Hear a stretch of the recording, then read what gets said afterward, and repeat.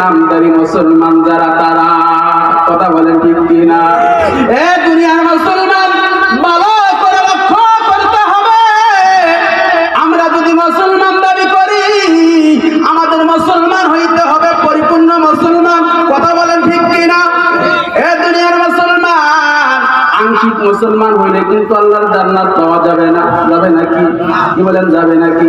আল্লাহ পাক রব্বুল আলামিন বলেন, ইয়া আইয়ুহাল্লাযীনা আমানুত্তাকুল্লাহ হাক্কা তুকাতিহি ওয়া লা তামুতুন্না ইল্লা ওয়া আনতুম মুসলিমুন।